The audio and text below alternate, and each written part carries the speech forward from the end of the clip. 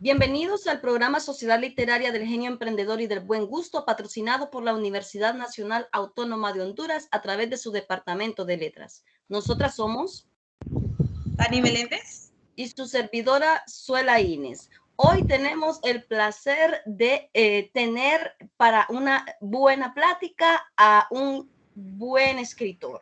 Fanny, ¿nos presentas a nuestro escritor? Sí.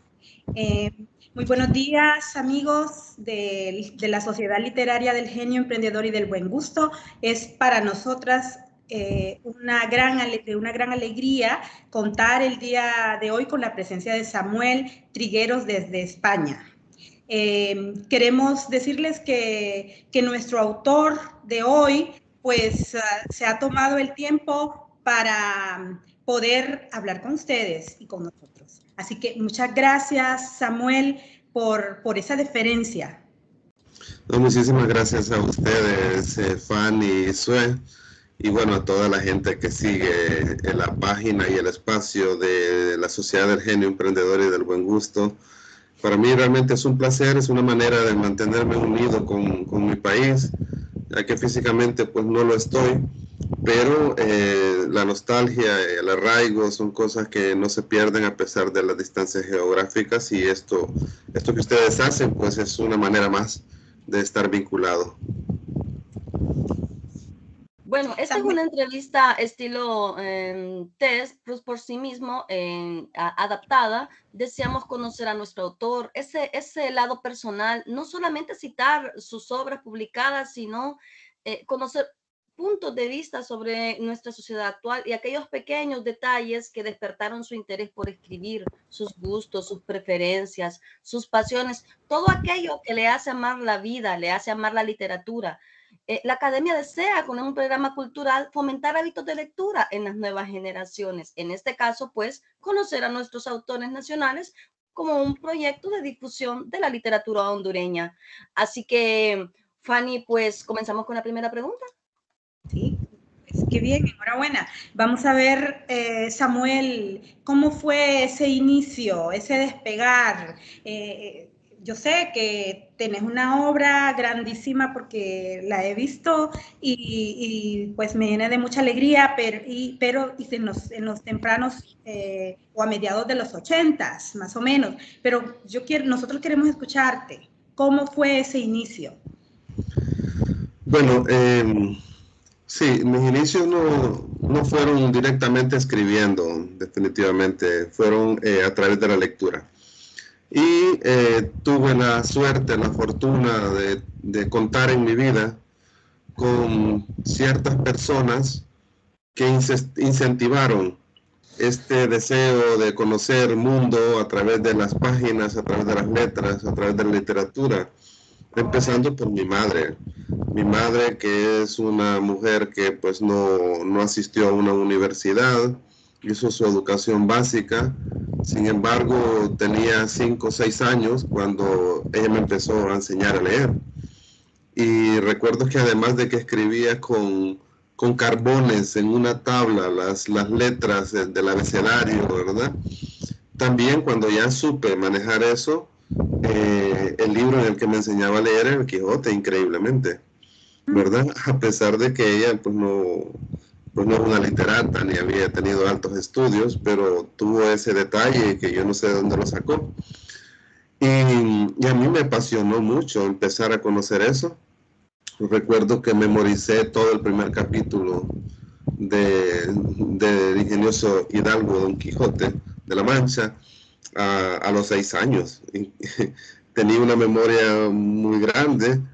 Y luego tuve una tía también que vivía en el sur de Honduras, que en mis cumpleaños me regalaba libros. Hay uno que para mí resultó fundamental por esa compulsión que tenemos en la primera infancia y en la adolescencia por la aventura, que fue Capitanes Intrépidos de Rudyard Kipling. Así que desde temprano estuve en contacto con la buena literatura. Por supuesto leí de todo, leí Pasquines, leí Memín, leí Canimal, leí Marcial Lafuente Estefanía, me convertí en un gusano devorador de libros y de textos, ¿verdad? Y así fue acentrándose ese amor por la literatura, porque vivía en una zona marginal de Tegucigalpa, con escasos recursos, escasísimos, y un horizonte muy cerrado, en la ladera de un cerro, y no se miraba más horizonte. Entonces los libros para mí representaban ese otro horizonte que no veía físicamente, geográficamente. Luego fui a los 6 años y medio que entré a la escuela, ya sabía leer y escribir por mi madre, y encontré una bibliotecaria que también observó esto, ¿verdad? Este deseo mío de seguir, de leer. Y pues yo me quedaba en la biblioteca, pasaba los recreos con ella. Los libros los prestaban para leer ahí en la escuela, pero no para llevárselos. Y a mí me los dejaba llevar a la casa. Era todo un regalo para mí. Yo iba feliz con aquellos libros ilustrados de pastadura que me hacían volar la imaginación. Participé en la conexión que tuve en la escuela, además de leer en la biblioteca, es que se hacía todos los años un concurso que se llamaba Interpretación Literaria a través del dibujo. Entonces yo participaba y lo gané, los 6 años lo gané, porque leíamos un cuento, leíamos algo y luego que había que hacer una ilustración, pues lo gané. Y seguí leyendo muchísimo, muchísimo. Así que yo pienso que el primer contacto que tuve con la literatura fue como lector, más que como escritor, obviamente. No, ni imaginaba que iba a llegar a escribir algo, pero ya sentía esa atracción. En el colegio volví a encontrar personas maravillosas. Hay una maestra que yo no puedo dejar de mencionar siempre, porque fue una especie de madre didáctica para mí, de hada didáctica en el plano literario, que era la maestra Ondina Díaz de Celaya en el Instituto Mixto Higueras. Pues ella daba la clase de español y claro, dejaba libros para leer, un libro al mes, algo así, y a mí me dejaba 2, 3 libros. Entonces mis compañeros decían que me estaba castigando porque me dejaba más libros, pero era todo lo contrario. Era todo lo contrario, no me estaba castigando, ya estaba estimulando todo ese deseo. Y ocurrió algo ahí, en ese colegio.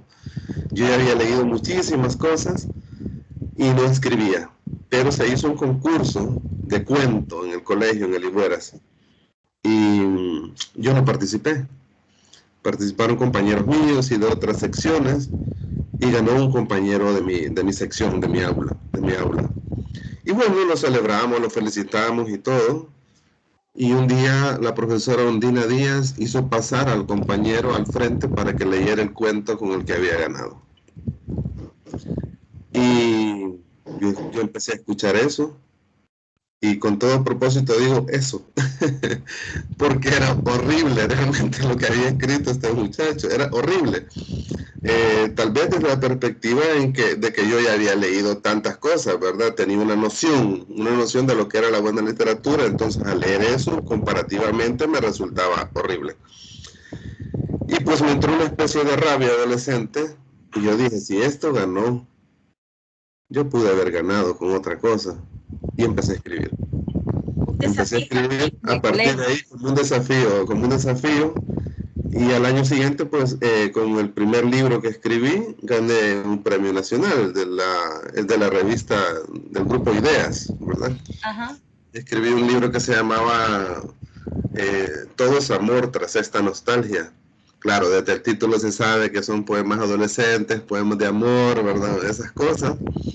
Entonces gané ese premio, que fue mi primer premio realmente importante en su dimensión. Y ese año gané también el mismo premio, pero en la rama de ensayo también, un ensayo sobre Borges que escribí, porque era un apasionado de Borges, me volví un especialista de Borges. Leí todo lo de Borges, leí todo lo que decían de Borges, las biografías de Borges, los autores que citaba Borges, pues si Borges lo citaba, yo iba y lo buscaba. Así me hice de libros que mucha gente ni siquiera ha tenido en sus manos, por ejemplo, El Golem de Gustav Meyrink, ¿verdad? Ese libro circula escasamente y yo lo tuve por Borges. Entonces así fueron evolucionando las cosas Y de repente me encontré en ese mundo. Ya estaba ahí en ese mundo, pero todavía no había publicado ningún libro. Empecé a trabajar en Comayagua, en un proyecto del BID, recuerdo, en mi juventud, y ahí conocí a un señor ya muy mayor de Bélgica, Albert Despien. Él escribía. Ah, sí, ¿Lo conocen? Sí. el papá de Lorena. El papá de Lorena. Pues sí, entonces lo conocí ahí, trabajamos juntos, nos hicimos amigos, y él me mostró sus textos, él sabía que yo escribía, y él quería publicar, pero no quería publicar solo, me dijo que quería publicar acompañado de alguien. Así que me propuso que publicáramos un libro a dos manos, que la primera parte fueran relatos míos y dibujos míos, y la segunda parte del libro fueran los textos de él con sus dibujos. Yo no quería, porque en ese momento yo estaba haciendo mis ejercicios de estilo. Desde temprano asumí una disciplina. Yo sabía que no eran mis textos, pero eran pruebas de estilo. Entonces me probaba en el estilo de Onetti, en el estilo de Borges. Me probaba en muchos estilos a escribir relatos, cuentos. Y ¿Eras eso un es lo que... adolescente, Samuel? ¿Perdón? ¿Eras un adolescente en esa época? Pues tenía que 20, 21 años. Muchacho joven. Sí, entonces ahí está Albert Despien. Pues ese libro, el ¿Recuerdas retorno. este?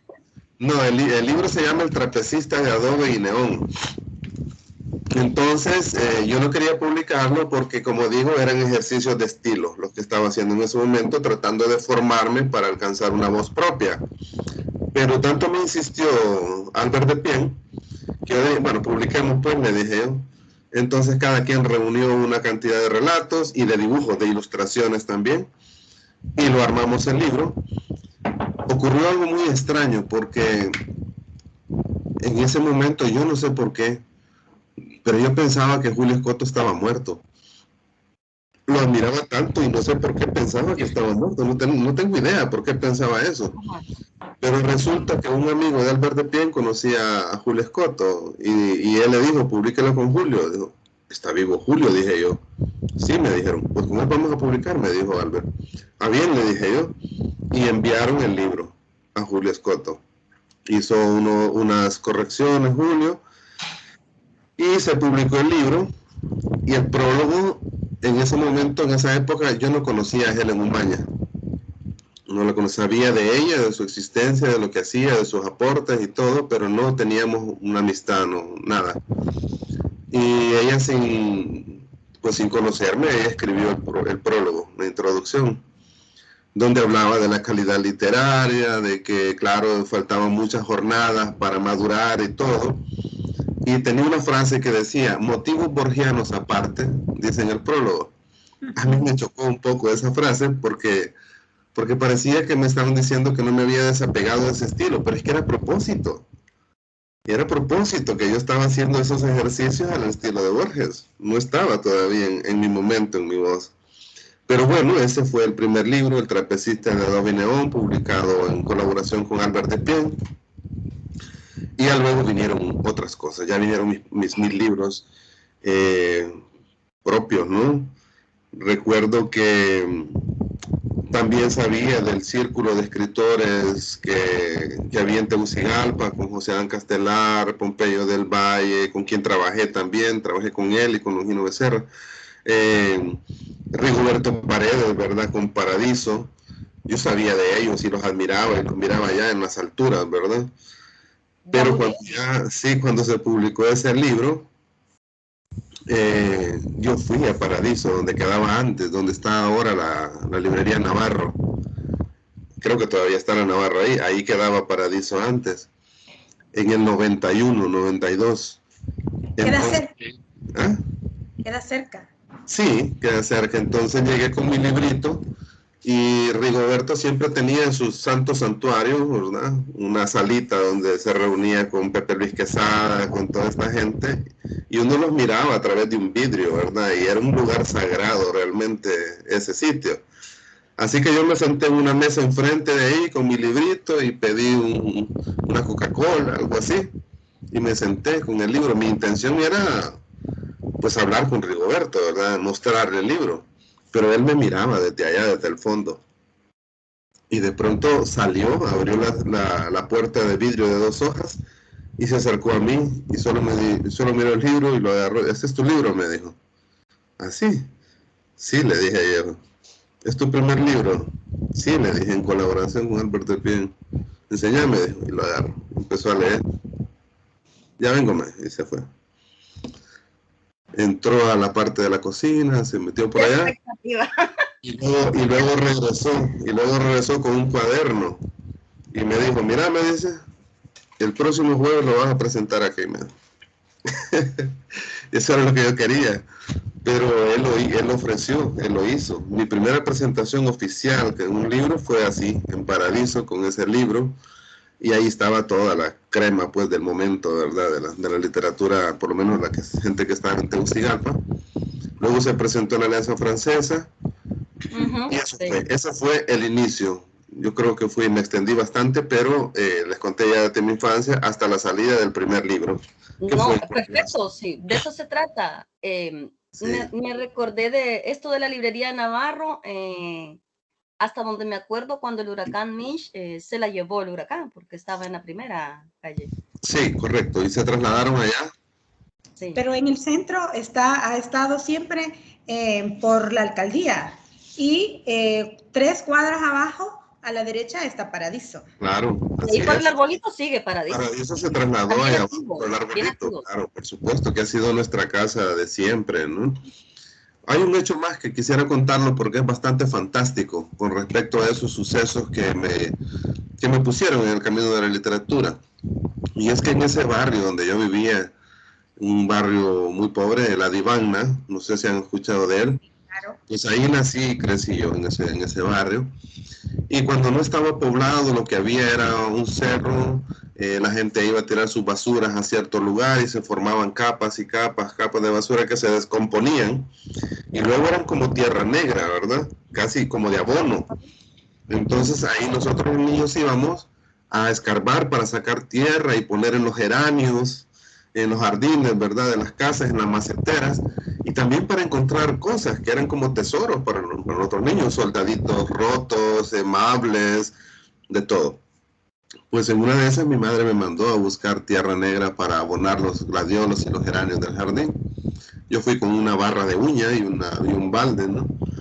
Y empezamos a escarbar, un amigo y yo. Era un niño, fue antes de publicar nada.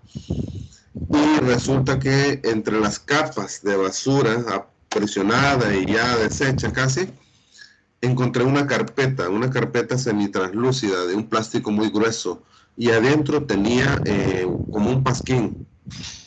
Tenía un pasquín así grueso, entonces escarbé hasta que la logré sacar. Y cuando lo saqué, adentro de esa carpeta había 2 volúmenes ilustrados a colores en papel de ese como periódico, pero sin portada. Pues llegué a la casa y empecé a leer aquello y me fascinó. Después de leer los fragmentos del Quijote que leía, vine a leer eso, pero no sabía qué es lo que había leído. ¿Pasquines, Samuel? Me fascinó tanto. Eran como pasquines, porque tenían cromos, estaban ilustrados y luego los textos y todo eso, pero eran libros en realidad. Y cuando ya llegué a la escuela, que les conté con esta maestra, entre los estantes encontré qué es lo que había leído, qué es lo que había encontrado en la basura. Y era El escarabajo de oro de Edgar Allan Poe y Viaje al centro de la tierra de Julio Verne. Oh, ok. Entonces yo digo, esos hechos que parecen fantásticos, maravillosos, de algún modo, yo sé que eran tesoros. Suena cliché cuando a la gente dice, al lugar común que la gente dice, no, yo no lo busqué, la literatura me buscó, pero de algún modo yo siento que fui puesto en ese camino, por todas las circunstancias. Y es un camino que me gustó, que quise, que me formó también, porque no solamente en el plano estético, las múltiples lecturas de cosas buenas y de cosas malas me hicieron entender un poco el mundo y conocer cosas del universo y de los animales y de las plantas y de las personas, que era lo que yo quería, era mi sed de conocimiento y de aventura, fue saciada de esa manera a través de la literatura. Samuel, sí. Y a través de esas lecturas que fueron tan abundantes en tu niñez, después en tu adolescencia, sé que, sí, claro, sé que participaste de País Posible, por ejemplo, del círculo literario que fue buenísimo en Tegucigalpa y en el país, pero vamos a ver cómo supiste vos de que ibas a ser escritor. Bueno, aparte de lo que nos has contado, ¿verdad? De sí, pues yo no lo sabía. Hay un poema que tengo que habla de eso y dice algo así como que de pronto me encontré en ese camino, en ese territorio, ¿verdad? No hubo forma de evitarlo. Pero sí, lo que sí hubo, no fue una búsqueda de decir voy a ser escritor, no me lo planteé así, de repente estaba escribiendo. Pero lo que sí sucedió fue que en cierto momento sí tuve la conciencia de que podía llegar a hacerlo, de que podía llegar a escribir y que podía ser significativo lo que iba a escribir, porque pues hacía mis comparaciones personales, ¿verdad? Entre lo que leía de otras personas y lo que había leído de los grandes autores, que siempre fueron mi gran referente. A pesar de que yo aprecio mucho la literatura nacional y de algunos autores más que de otros, pero sin desdeñar esto, mis grandes referentes fueron los autores universales, ¿verdad? Dostoyevsky, Borges, Onetti, Faulkner, fueron estos siempre. Y hacia ellos quise acercarme yo. Pero la toma de conciencia de que podía ser un escritor, la sentí por algo que expresé de manera impulsiva, espontánea y con la arrogancia propia de la juventud, con una ruptura amorosa. Es raro eso. Pero fue una cosa en la que terminamos con alguien que yo quise mucho y se me salió en la catástrofe, ¿verdad? Como un arrebato se me salió algo y le dije arrogantemente, y me van a perdonar, pero hasta pena me da, pero lo voy a decir. Yo le dije, mira, le dije, está bien, no nos vamos a volver a ver, no hay ningún problema. Pero ¿sabes qué? Le dije yo, no me vas a olvidar.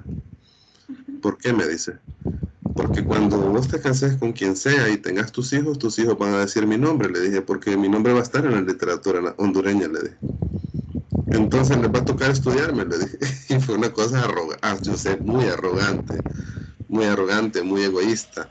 Pero fue un arrebato, una manera de decirle, no sé, qué sé yo, ¿verdad? Pero después reflexioné en la frase y me dije, realmente eso estaba en mi interior, o sea, realmente yo tenía una conciencia de lo que estaba haciendo y sabía que iba a ocupar un espacio, el espacio que me corresponde, no es de nadie más ni menos, sino el mío, con mis limitantes y mis capacidades, ¿no? No hago esas diferencias, sé que probablemente sea mejor que algunos, pero también hay muchos que son mejores que yo, ¿verdad? Y sobre todo estos grandes autores que menciono, así que no creo que haya llegado todavía a ningún lugar, creo que estoy en un camino aún todavía. ¡Qué austeridad! Genial, la austeridad, Samuel. Sí. Pero es que el dolor, el amor, la tristeza crean literatura. Sí, yo pienso que hay que tener esa ponderación de uno mismo, porque si no se cae en esos egos, en esos narcisismos terribles, o en subvalorar lo que uno hace, ¿verdad? Están los dos extremos. Entonces creo que es de mantener un equilibrio de tal manera que no sintamos que hemos llegado a ningún sitio, pero que sí que estamos en camino a ello. Ni al Olimpo ni al inframundo, ninguno de los dos. Ni a Xibalbá ni al Olimpo, sí. Así es. Samuel, me encantó la historia, la anécdota que contaste de tu mamá. Fue algo que me tocó mucho, me encantó. Me gustaría saber cuál es el nombre de tu madre, la escuela, cómo se llamaba, cosas como estas. Sí, mi madre se llama Yolanda Espino. Yolanda Espino, mi padre era salvadoreño, digo era porque ya murió. Hay un libro que tengo, una novela brevísima que se llama Una despedida, en la que narro mucho de mi biografía con él, la búsqueda de más de 35 años después de la guerra de Honduras y El Salvador, el encuentro fatal que sucedió pues entre él y yo, y la forma en que yo traté de cerrar esa mala historia fue a través de ese libro. Y un poco también en homenaje a mi madre, porque yo en ese libro lo que trato es de reivindicar la figura de mi madre más que la de mi padre, que no estuvo con nosotros. Se llama Yolanda Espino, sigue, ya no está en la Divana, salimos de ahí. Vive en otro sector de Tegucigalpa, ya está muy mayor, pasa enferma. Es uno de los dolores que tengo al estar tan lejos. Y la escuela es la escuela Monseñor Ernesto Fiallos. Ajá, eso quería Que, saber, la que porque ahí estudié. está la biblioteca que hablabas. Yo no sé si ahora está, yo fui cuando ya crecí, fui a buscar la biblioteca, ya no encontré a la maestra ni a la bibliotecaria, sí entré a la biblioteca. Sí, Ajá. pedí que me dejaran estar unos minutos en la biblioteca y recordé mi infancia, por supuesto, ¿verdad? Fueron años de precariedad, pero maravillosos también. Y en gran parte gracias a la literatura. Y a mi madre, pues, y a las personas que me estimularon en ese sentido. Yo creo que uno no se da cuenta cuando uno pone en las manos de un niño un libro, uno no se da cuenta si realmente le va a estar cambiando la vida. Porque yo siento que sí me la cambiaron. Y me la cambiaron para bien. O me la encaminaron, me la terminaron de encaminar. Sí. Y esa era la siguiente pregunta que te has adelantado. ¿Influye el fomento a la lectura, leerles a los niños en edades tempranas? Por supuesto que sí. Por supuesto que sí, influye y muchísimo. Y no voy a satanizar los medios digitales y todo lo actual que hay. Yo pienso que el problema no son los soportes, son los contenidos. Correcto. Y en el caso de la imaginación, del estímulo de la imaginación y el conocimiento que se puede ejercer, que se puede ofrecer más que ejercer a los niños, puede venir del libro físico como de una tablet donde puedan leer un cuento o ver una animación de un poema, qué sé yo, tantas cosas. Pero el hecho de poner en contacto a los niños, a las niñas, con ese mundo que no es el mundo común, porque el mundo común es literal y es fáctico y es lo que es, pero la literatura descoloca todo eso, rompe todos esos esquemas y nos hace ver de otra manera las cosas, nos muestra los lados ocultos, las facetas escondidas. Y eso es lo que hace la literatura, mostrarnos que la vida tiene más capas de las que vemos evidentemente.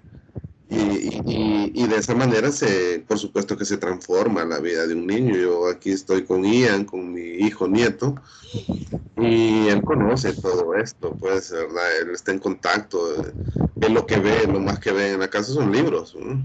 Eso es lo que hay. Entonces, de algún modo él está condicionado, sí, pero creo que es un buen condicionamiento. Igual que en una casa donde lo que se vea son armas y bebidas, pues eso condicionará la vida de un niño. Y en el caso de que ellos vivan, crezcan, viendo libros, viendo cosas así, de algún modo se vuelve normal para ellos. Y esa normalidad, ese tipo de normalidad anormal, es buena. Entonces sí influye las lecturas tempranas o las lecturas tanto que puede hacer directamente un niño, una niña, como las lecturas que se hacen para ellos, nosotros como padres, como abuelos, como madres, como hermanos, como... Las hacen ellos. Podemos hacer eso, podemos, y no es de forzarlos, es de... No, es incentivar. Es incentivar, es de poner al alcance de ellos. Y quitándonos, creo yo, un montón de prejuicios que existen sobre el niño o la niña. Es decir, que para que un niño disfrute hay que hablarle chiquito, no necesariamente. Yo a ella nunca le he hablado así, jamás, ni de bebé. Siempre le dije las cosas tal cual eran, en su dimensión, hasta donde la información sentí que podía captarla. Entonces no es necesario. Se piensa que la literatura infantil, por ejemplo, adolece de ese mismo problema, ¿verdad? Que hay que hablarles chiquitos a los niños, o sea, que si le sacamos punta a las palabras, entonces es que ya es literatura infantil, y no es cierto. La literatura infantil merece tanto respeto o más respeto que la literatura hecha para adultos, pero no se la prestamos. Tanto la literatura, cuando digo la literatura me refiero a los textos escritos como a poner al alcance de los niños qué cosas. Y subestimamos su capacidad. Porque yo recuerdo, yo estaba leyendo El Quijote a los 6 años. Sí. ¿verdad? Entonces no es cierto, y tenemos ejemplos. El Principito no fue escrito para niños, sin embargo es una lectura de niños, de adultos y de niños, pero fue escrito para adultos. Entonces no hay que subestimar esas cosas, y por supuesto se puede cambiar muchísimo, no solo la vida de un niño, yo creo que un país y el mundo se puede. Samuel, Sí. Samuel, vamos a ver, repitiendo un poco, pero de toda esa lectura abundante que tuviste, vamos a ver cuáles de esos libros te marcaron, tanto de la literatura universal como hondureña. Sí, bueno, de la literatura hondureña podríamos empezar por Cipotes de Ramón Amaya Amador, ¿verdad? Cuando siempre tuve esa voluntad también social, ¿verdad? Contra las injusticias, y creo que Ramón Amaya Amador, aunque no es técnicamente el autor que yo prefiero, a nivel de propuesta de lenguaje, pero sí a nivel de contenidos tratados a través de la literatura. Entonces me tocó de esa manera Ramón Amaya Amador, con Cipotes y con el de la bananera, ¿verdad? ¿Cómo se llama? Perdón, tengo un lapsus. Prisión Verde. Y Prisión Verde. Y luego, pues hubo otros autores. Me impactó mucho Clementina Suárez. Me impactó muchísimo Clementina. Leí, por supuesto, a Carlos F. Gutiérrez, a Federico Peck, a todos ellos los leí, pero no me tocaron tanto. En poesía me gustó en esa etapa protohistórica Martín Paz, me gustó con el negro Mr. Brown, Taja en dos, el balcón al negro Mr. Brown, etcétera, ¿no? Sí. Entonces eso me impactó. Pues Óscar Acosta también, porque estaba muy cercano en esa época al boom, y un lenguaje muy parecido a Borges, que a mí me gustaba Borges. Entonces, con ese cuento, esos cuentos del regresivo y todas esas cosas, viajes a mí, el arca, correcto, era un lenguaje muy parecido al de Borges, y eso me gustaba mucho, ¿no? Además de otros textos de él en la parte poética también. Y luego conocí otras cosas que me impactaron mucho más. Nelson Merren es un autor que yo aprecio muchísimo, ¿verdad? Creo que su literatura todavía da para muchas excavaciones. Pero de los que más me impactaron, creo que está Alberto Cardona Bulnes, que para mí es un autor que todavía no conocemos suficientemente, que todavía es un gran enigma para los lectores, como para los historiadores, los lingüistas. Creo que todavía es un gran enigma.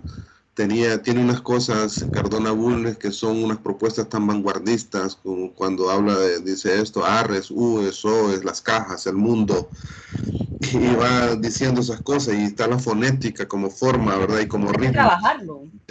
Con contenido. Entonces hay muchísimas cosas, aprendizajes que yo obtuve también de él, la verbalización de un sustantivo, por ejemplo, cuando dice primavera a mi frente. Entonces no es la primavera, es que está convirtiendo en verbo las primaveras. Entonces fueron lecciones técnicas que obtuve de ellos. ¿Quién más? Pues seguramente se me van a quedar nombres, pero están ellos, y luego más recientemente pues Rigoberto Paredes me parece un autor muy respetable, pues, que también nunca con Rigoberto nos dimos lecciones, ni él me las dio ni yo se las di. Lo que teníamos con Rigoberto eran pláticas, eran conversaciones en las que a veces incluso nos citábamos a medias. Yo llegaba a Paradiso y recuerdo que había un poema que a él le gustaba y a mí también, de Manuel Gutiérrez Nájera, creo que sí, para entonces. Entonces yo llegaba y solo me ponía en la puerta y le decía, quiero morir cuando decline el día, en alta mar, y de cara al cielo, me contestaba él, y así, ¿no? Tuvimos una Los amistad. autores que nos mencionaste, Samuel, tú eras mucho más joven que ellos. Muchísimo. Ellos, Rigoberto, o sea, no eran de tu edad. No, para nada. Pero ahí estabas con ellos. Para nada, y mis amistades en el plano de literatura tuve esa fortuna también de que fueron maestros. Fui amigo y trabajé con Pompeyo del Valle, trabajamos juntos en un proyecto de un periódico infantil con Longino Becerra, con Constantino Sauceda, con Julio Escoto, con Helen Gumaña, Armando García. Esas fueron mis primeras compañías, contactos, así de amistad literaria. Primeros amigos literarios. José Dan Castelar, Alexis Ramírez, Livio Ramírez. Ese fue mi círculo. Y después, claro, yo he tenido temporadas en que me pierdo y pasan 2 años, 3 años en que no aparezco en ningún evento. Cuando eso me ocurrió durante una época, ahí está, Lengua Adversa. En uno de esos lapsos que yo me perdía, recuerdo que cuando regresé fue cuando gané el premio Víctor Hugo con Animal de Ritos.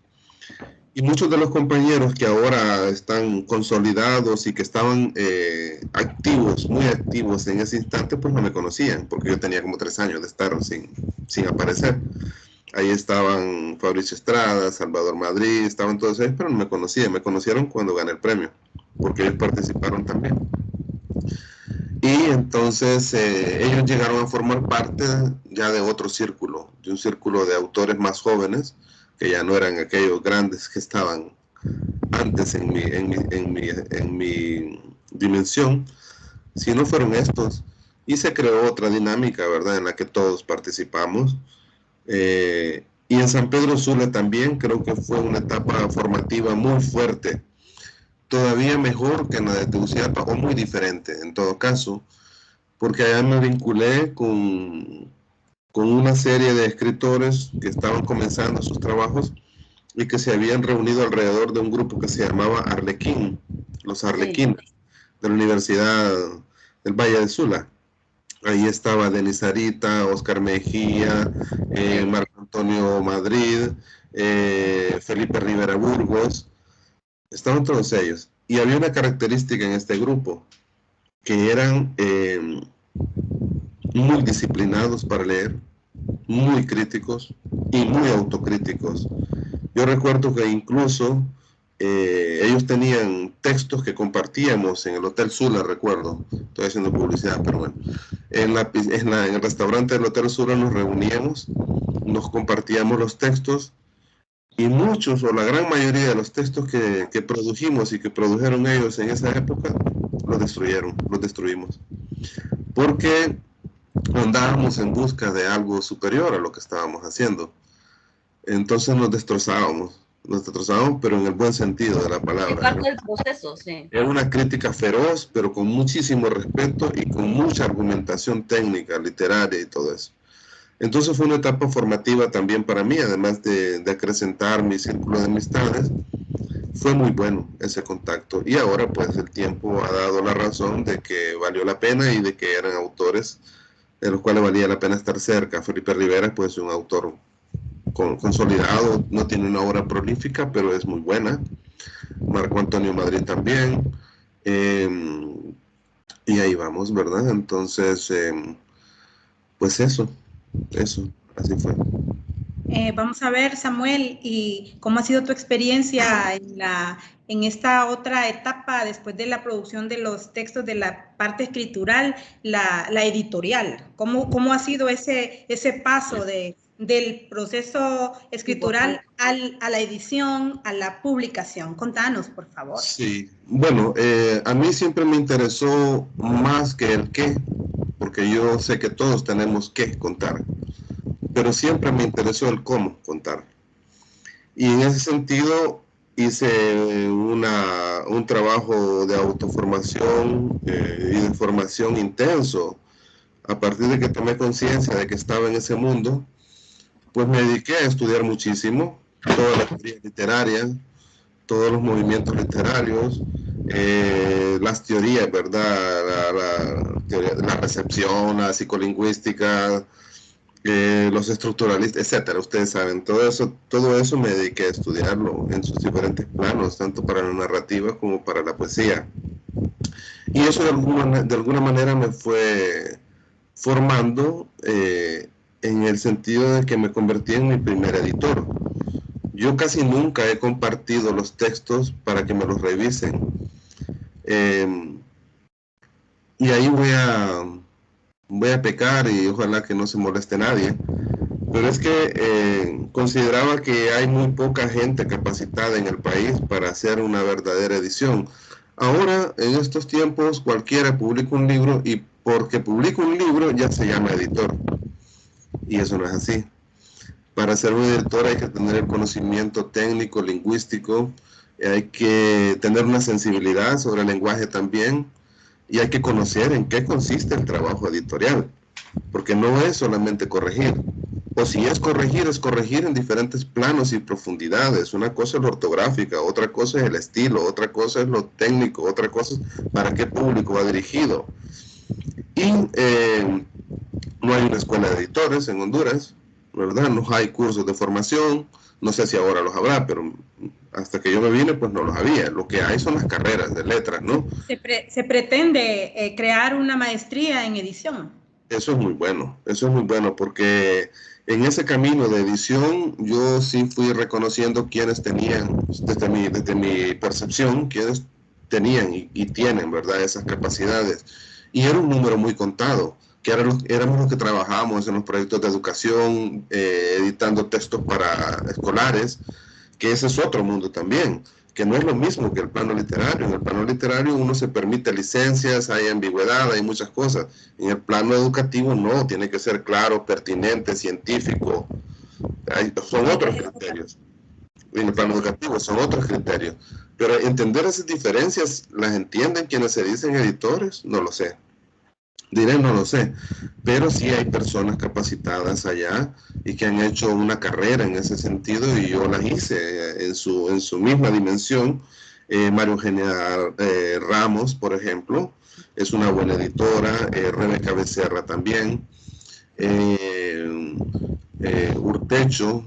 Oscar Urtecho es un buen editor, Denis Arita es un buen editor, Felipe Rivera Burgos, que ya no vive en Honduras, ¿verdad? Está en Suiza, pero...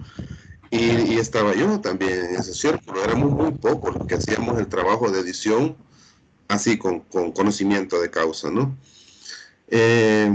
Entonces, pues trabajé en muchos proyectos editando, como digo, textos escolares, textos literarios, textos técnicos de sociología, de historia, de proyectos de desarrollo, y eso fue toda una formación también. Yo creo que mi trabajo en ese plano editorial ha sido reconocido durante años en Honduras. Fui contratado pues para trabajar en ese campo, y yo siento que hay un vacío, una despreocupación, no sé qué es lo que hay, pero es necesario que haya más editores formados con el conocimiento duro y puro de la materia, pero también con la sensibilidad del lenguaje. Y la ponderación, fíjate que yo recuerdo una etapa de mi vida como editor en la que recuerdo que era muy ácido, muy duro, y caía mal, caía pesado, pues, a quienes yo les dictaba. Yo tuve a cargo equipos de sociólogos, matemáticos, de ciencia natural, y mis observaciones editoriales eran durísimas. Y luego entendí que no era necesario hacerlo así, ¿verdad? A propósito, perdón, sí. A propósito de ese vacío, más bien se están cerrando. ¿Te acordás vamos a ver, Evaristo López cerró su imprenta? Entonces, yo trabajé en la litografía López. Entonces, más bien se están cerrando en vez de abrirse, pero yo creo que esto obviamente se están cerrando las cosas, las librerías, las imprentas, los canales de difusión. Sí. Es una cosa terrible, durísima la que está ocurriendo en Honduras, y es como un círculo insano, porque claro, se cierran todos estos espacios, estas empresas, porque las condiciones del país, políticas y económicas, no permiten sostenerse, no ayudan a sostenerse. Pero la otra cosa es que para que el país encuentre otro rumbo, necesita estas cosas. Entonces, ¿qué es primero? Es como el huevo y la gallina, pues, y al final no hay una respuesta. Es decir, se necesitan ambas cosas. Así es. Se necesitan ambas cosas. Para la parte económica es necesaria, un saneamiento político es necesario, pero también es necesario que a la par hayan estos otros espacios para las humanidades, para el arte, porque si no, esa idea de desarrollo que se tiene es una idea trunca y es un espejismo. No hay desarrollo sin una cultura amplia e integral. Entonces no se puede pensar que el país, porque alcance mejores cotas económicas o porque encuentre su punto de equilibrio en el plano democrático electoral, va a despegar. No los tiene tampoco, de hecho. Y que no lo tiene. Entonces, bueno, no tenemos eso, pues procuremos lo otro. Procuremos no caer en el envilecimiento, ¿verdad? Porque es cierto, estamos presionados económicamente y políticamente, estamos resquebrajados, pero si además de eso dejamos de cultivar en la niñez, en la juventud, estos otros aspectos como lo estético, lo ético, entonces será mucho más difícil el camino, será muchísimo más difícil.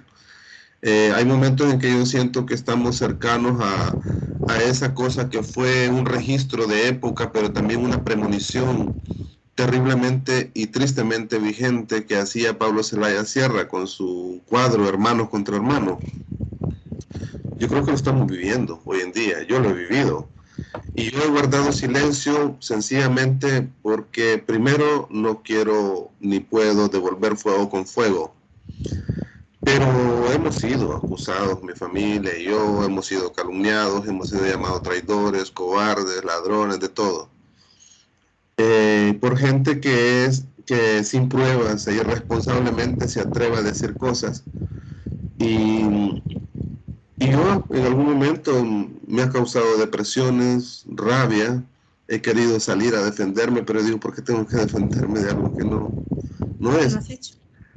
Que no he hecho, pero a la gente no le importa, la gente cree lo que quiere creer, porque está enferma la sociedad, realmente está enferma, pero no te preguntan cuál es tu versión de los hechos, cuáles son tus pruebas de esto o de lo otro. No, en Honduras se levanta juicio y condena contra quien sea, se destruyen vidas irresponsablemente, porque nos falta todo esto, el sentido ético y humano en la vida cotidiana, pero también en el arte, en la literatura, en el plano político. ¿Por qué nadie sale con una bandera política que diga yo voy a trabajar no contra las sedes? Está bien las sedes, luchar contra las sedes, pero ¿por qué no dicen por un partido con ética?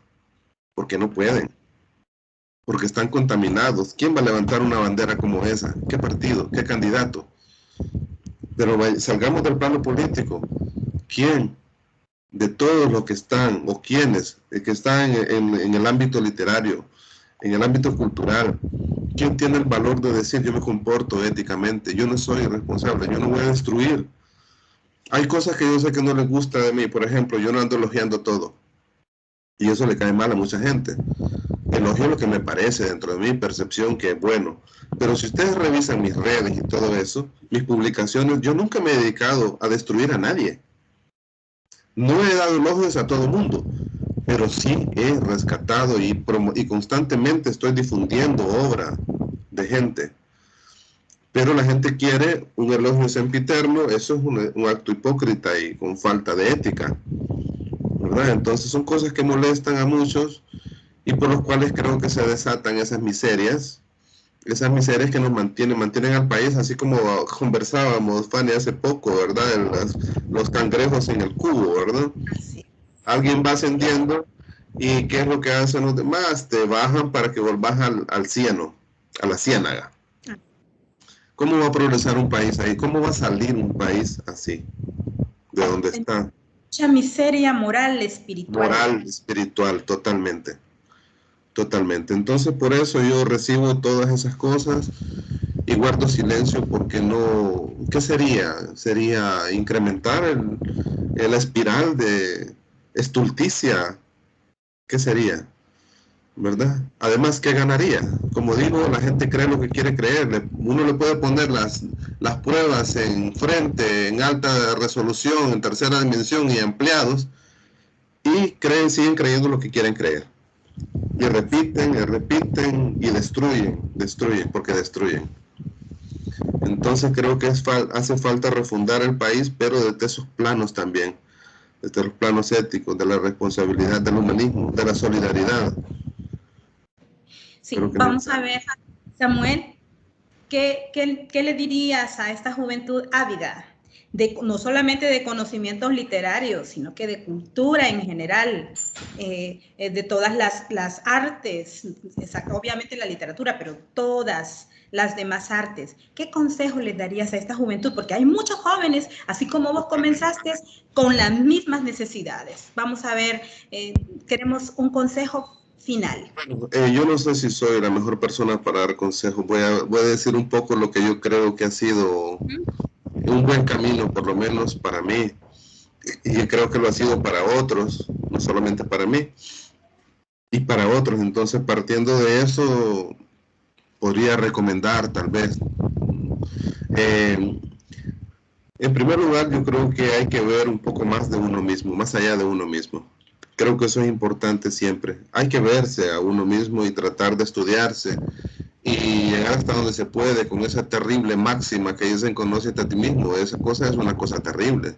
Conocerse a sí mismo es una cosa de nunca acabar y profunda y dura y no sé, es durísimo. Pero hay que intentar conocernos o tomar conciencia por lo menos de quiénes somos. Y esa toma de conciencia creo que cuando se hace de manera honesta nos ayuda a dimensionarnos en relación con los demás. Entonces esa toma de conciencia y dimensionarse y ver más allá de nosotros mismos nos hace comprender que estamos en un mundo donde existen tanta diversidad, tantas cosas buenas, malas, tantas personas con posibilidades o no, y saber encontrar nuestro lugar en ese universo que no está formado solo de nosotros mismos y que no gira alrededor de nosotros mismos. Somos parte de, sí, pero no somos el universo. Entonces esa primera toma de conciencia creo que es importante para dejar un poco a un lado los egos. Los egos, no se trata de rebajarnos a nosotros mismos, pero tampoco se trata de ponernos en un sitial que no nos corresponde. Nos hace comprender que formamos parte de una dinámica y que lo que estamos haciendo y lo que podemos hacer es una pequeña contribución. Y que no somos nosotros al final, por más publicidad que nos hagamos, por más que querramos destruir a quienes nos rodean para prevalecer nosotros, nada de eso va a hacer al final el fiel de la balanza. El fiel de la balanza será el tiempo y la calidad de lo que hagamos. Eso en primer lugar. Luego creo que en segundo lugar se necesita tener una disciplina. Para todo, para avanzar, creo que se necesita una disciplina. Ningún atleta, ningún escritor, ningún pintor, ningún académico, ningún científico ha hecho su trabajo y su obra en los ratos que le quedan libres. Se tienen que sacrificar cosas, se tienen que sacrificar tiempos que uno los podría destinar a cualquier otra cosa, pero si uno tiene claro esos objetivos, pues va a encaminar toda su energía a eso. Y una tercera cosa que creo, una vez que se alcanza algo, lo que sea, yo creo que nada de lo que hagamos debe estar destinado a aplastar a los demás. El arte no es una pasarela del ego, la literatura no debe ser una pasarela del ego, ni lo que hacemos debe ser algo para aplastar brotes nuevos, iniciativas nuevas, intereses nuevos. Lo que decía de la edición hace poco, que fue un comportamiento adolescente temprano de mi vida, era una edición destructiva, ¿verdad? Pero luego comprendí que podía construir conocimiento a través de la edición. Y lo mismo en la literatura. No se trata de decir yo soy el mejor poeta del país. No, se trata de decir, bueno, esto es lo que he logrado, pues, y si a alguien le sirve, yo te explico cómo es o cómo yo lo veo. Yo tengo aquí en más de un año de estar trabajando en el taller El Hecho Poético, con resultados. Hay libros que ya salieron, el libro de Anandi ganó el premio de Paradiso, que se hizo en el taller, ella lo trabajó en el taller. Esta antología que va a salir ahora, Desarraigo, se ha trabajado en el taller. ¿Y qué es eso? Es un espacio en el que yo siento que hay un legado que puedo poner al alcance de otras personas. Yo nunca he sido egoísta en cuanto a eso, y no digo que tenga los grandes conocimientos, pero hay personas que tienen enormes conocimientos y están encerrados en sí mismos. Entonces, ¿de qué les sirven los demás? De nada. Entonces, una persona que tenga un conocimiento mediano o pequeño se puede convertir en enorme y valioso si lo pone al alcance de los demás, con honestidad, sin afán destructivo, sin querer replicarnos en ellos también. Ajá. Porque no se trata de, yo no quiero construir nuevos Samueles, no. Se trata de que cada quien crezca con su forma y solo encuentre su voz y abonar, ¿verdad? Que encuentren su voz. Entonces creo que al final es un asunto de actitud. Creo que todo lo que he dicho pasa por una actitud ante la vida, una actitud alerta de aprendizaje, una actitud honesta con respecto a lo que escribimos, a lo que hacemos, a lo que sea que hagamos, y una actitud de servicio, creo yo. ¿Verdad? No es que somos los Madres Teresas de Calcuta de la literatura, pero creo que es importante que se transfieran, que se entreguen, que se leguen cosas a los demás, ¿verdad? Entonces, esa es la mejor manera de perdurar, creo yo, más allá de un libro. Es un azar lo de un libro. Un libro puede tener una vigencia de una semana, de un año, de un mes. ¿Quién nos garantiza que dentro de 10 años lo que yo escribo servirá de algo? ¿Alguien lo recordará? Nadie. Pero los aprendizajes que uno transfiere a los demás, eso sí perduran. Sí, fíjate, Fanny, que ahora que lo estoy escuchando a él, tiene mucha razón. Este asunto de los talleres de literatura, tal vez esa sea la vía. No sé cómo se están haciendo ahora, porque en mi época yo era del taller de Casa Tomada, y José Luis Quesada, él se tomaba el tiempo de sentarse con nosotros, y lo mismo, ¿verdad? Y cada quien escuchando su propia voz, no la voz de él, no la voz de él. Y ahora ya están Rebeca, Fabricio, Rubén, bueno, salió muchísimo de ahí. Y eso lo que dice él, de darse, eso es lo que tenía que saber, de darse. Y era filólogo, así que él sabía de qué estaba hablando. Pepe Luis era muy sabio en eso. Pepe Luis era muy sabio. A mí en un par de ocasiones me hizo recomendaciones. Yo nunca estuve en ese taller, lo sabe, ¿verdad? Pero éramos amigos, o sea, fuimos amigos con Pepe Luis. Es esa misma época de la que había hablado también. Sí, entonces... Salvador. Ese libro, ahora que mencionamos a Pepe Luis, hay un libro que a mí me impactó muchísimo. Recuerdo dos más. Una fue Sombra del Blanco Día. Sí. ¿Verdad? Que está en esos enormes poemas de Pepe Luis, ¿verdad? Recuerdo que te hacía collares con lágrimas de San Pedro, ¿verdad? Eso es un enorme poema. Y luego Ciudad con Dragones, de Pompeyo del Valle. Sí. Que es otro muy buen libro, creo yo. Pero Sombra del Blanco Día, de Pepe Luis, es genial. Es genial. Entonces Pepe Luis tenía esa vocación también de ese magisterio, ¿verdad? Ese magisterio lo tuvo. Lo tuvo. ¿Cómo lo tiene? Eso se necesita, darse a sí mismo, no es fácil. No es fácil. No reproducir. ¿Cómo ahora se hace en pandemia, Samuel? ¿Cómo se hace? Ya no se reúnen ahora en presencial. ¿Se reúnen en virtual o cómo funciona? Virtual. El taller que yo tengo se llama El Hecho Poético. Tenemos más de un año de trabajo. Es un taller internacional. Hay personas de Italia, de Francia, de España, de Honduras, de Estados Unidos, de El Salvador. Esos son mis alumnos y es virtual. Es la ventaja, ¿verdad? De esta parte de la globalización, de la virtualidad. Sí, así fue todo. El lado positivo de la pandemia. Sí, lo positivo de la pandemia, definitivamente. Me parece que han nacido mucho ahora, y ahora hay muchos recitales y están en todos lados. Sí, hay una saturación, hay una cierta saturación, pero también ese es otro aprendizaje. Yo creo que poco a poco se va a ir decantando y, claro, persistirán cosas que son banales, que son ligeras, que son superficiales, pero creo que también se va a generar, si no es que ya están generados muchos, pero habrán otros espacios virtuales que creo que van a ir afinándose y van a terminar siendo plataformas valiosas de estudio, de compartir, de transferir conocimiento, de crear plataformas creativas, ¿verdad? Pero fundamentadas. Yo eso es lo que he tratado de hacer y yo he tenido que aprender también todo esto, ¿verdad? Por supuesto, todo el manejo de las redes. Todas las sesiones del hecho poético, por ejemplo, están grabadas, están guardadas en el canal, solo las ven mis alumnos, ¿verdad? No están abiertas. Pero ahí están, o sea, está sistematizado. Y esa es una parte importante porque está bien la espontaneidad. Lo que ustedes están haciendo cuando dicen que esto queda grabado y queda un banco de información, esta es una memoria histórica. Es una memoria histórica a partir de la cual se pueden sistematizar.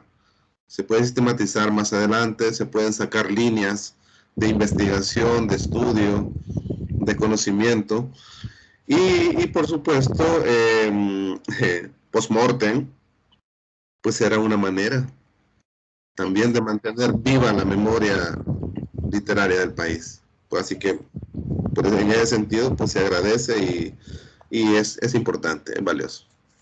Pues qué emoción contar con toda tu contribución para la juventud y para toda la población, todos los amantes de la literatura que nos escuchan, Samuel. Realmente es algo muy valioso lo que nos has dado a todos, ¿verdad? Entonces, esto ha sido, amigos y amigas, para el día de hoy, la Sociedad Literaria del Genio Emprendedor y del Buen Gusto. Muchas gracias, Samuel, por este inmenso amor por el país y por la literatura. Gracias. Gracias a ustedes también, Fanny y Sue. Y un abrazo. Gracias, Samuel. Nos estamos hablando, ¿verdad? Por supuesto, a la orden. Para la compra de los libros y muchas cosas que quedaron pendientes. Ahora va a llegar voy a hacer un poquito bien, va a llegar esta antología allá a Tegucigalpa, pero y a San Pedro Sula. Pero de momento van a llegar casi solo ejemplares que han sido reservados, apartados y que pagaron